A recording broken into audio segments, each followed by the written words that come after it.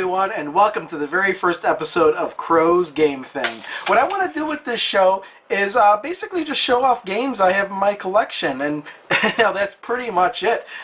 So with that said, for the very first episode, I decided to go with a game. It was one of the very first games I ever played.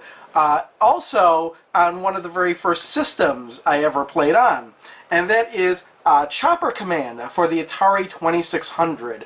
Now, I do have the box for this. This is not the original box. It's not even the original cartridge I had. This was probably gotten in a lot of Atari 2600 games, either that or in a plane trade or something. I actually don't know offhand. But what I always found odd about these boxes is that there's no... a lot of Atari 2600 games actually had no graphics of what the game was like. Sure, this cover here is very similar to what the game is like, but it's done in an artistic style. You actually get no screenshots, and you just have really this description on the back of the box to go off of, along with using the joystick controllers. Doesn't even really say it's a 1 or 2 player game on the back here, unless I'm missing it. Yeah, it doesn't really say whether it's 1 or 2 player. It is a 2-player game, however it is alternating. You don't play at the same time. My copy did not come with an instruction manual. This is a manual I just kind of cheaply printed out from AtariAge.com. I went and grabbed the images and made my own manual. And here we have the cartridge for the game. Just, typical Activision cartridge with just the color background and then the screen image and game difficulties. But I also have a Blue Label variation that Activision made. This Blue Label variation came out after this one. This is very much more common than this variation, although this isn't too rare either. It's not, very expensive or anything when you do run across it. But the difference is that this came out after this as kind of a cost-cutting measure, seeing as how there's only 2 colors and it's just all text. There's really no description of game modes or anything. But yeah, this is the one you'll find more common. It's exactly the same game. And with that, let's go to the game footage. So upon turning the game on, this is the screen you see. So you hit reset and you can start playing right away. The premise of the game is that you are in control of the chopper and you're to defend the convoys that are rolling along at the bottom of the screen from the enemy helicopter and jet planes that are shooting out bombs. And that's all there is to the game. It's like a simplified version of Defender, wherein you don't have any complicated controls. You just have to worry about firing the helicopter's lasers, and you don't have to worry about your enemies capturing anybody on the ground. Like most games from the time period, your only goal in Chopper Command is to play until you lose all 3 of your lives, trying to obtain the highest score you can.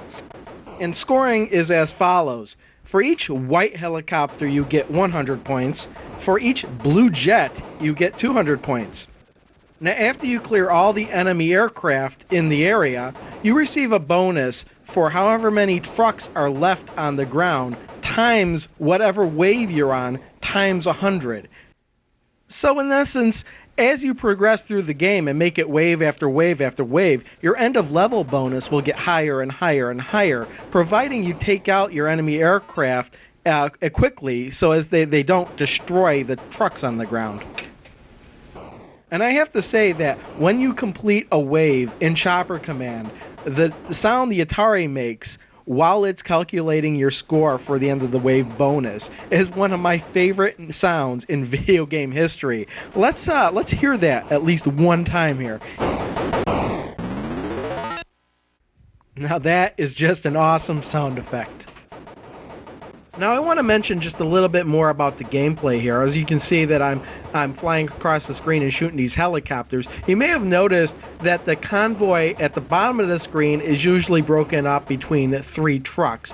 And flying above those 3 trucks would be 3 planes trying to bomb it.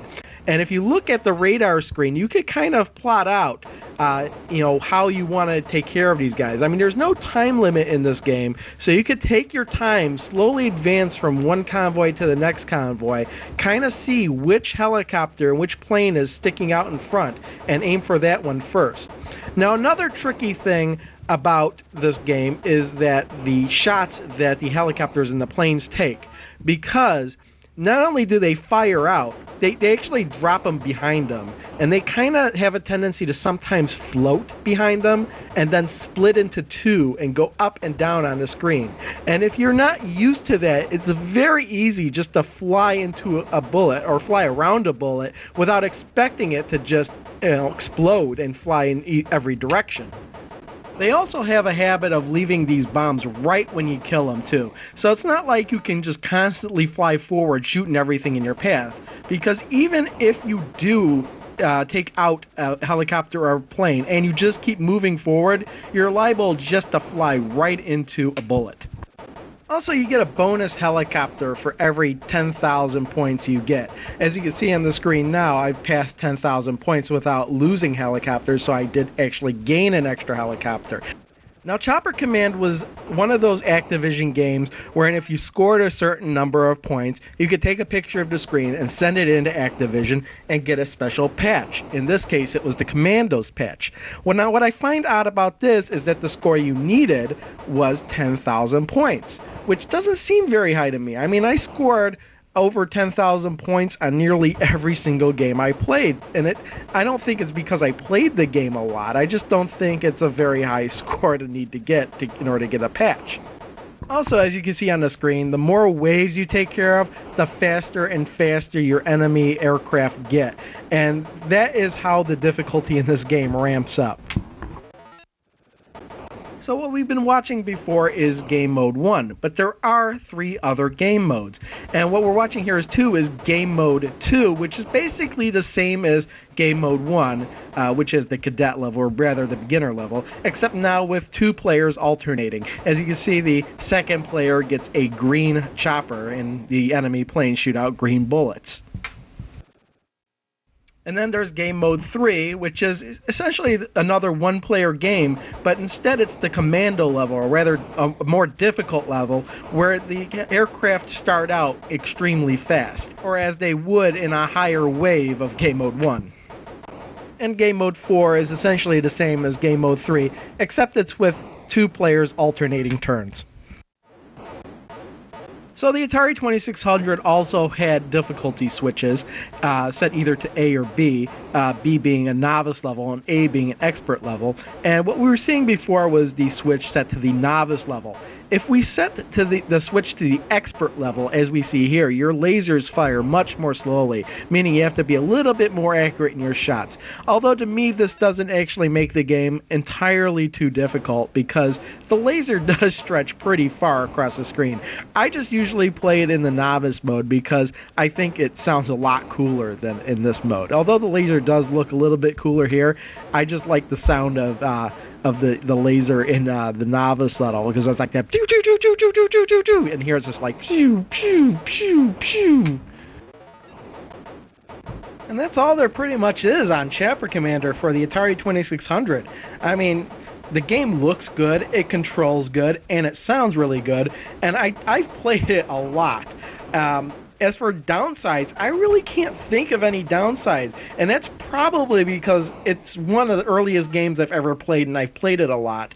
And usually when you say there's a downside, it's because you want something in the game should be changed, or it's frustrating. But I never found this game frustrating, and I couldn't imagine changing anything in this game. It's because I've played it just so often, I couldn't just imagine it being any other way.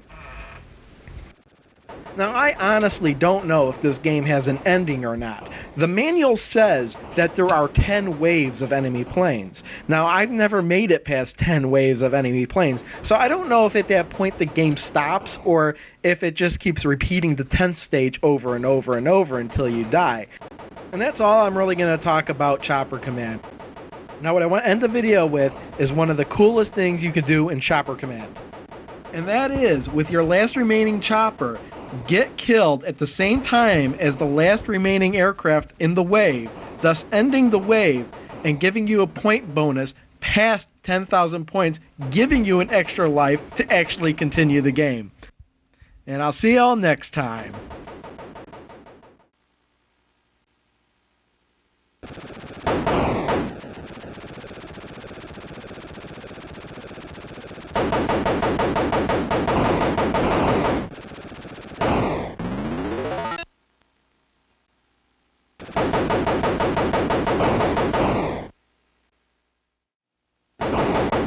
Just one more thing I thought I threw up in here, and that is the end of the best game I had of Chopper Command while I was capturing footage.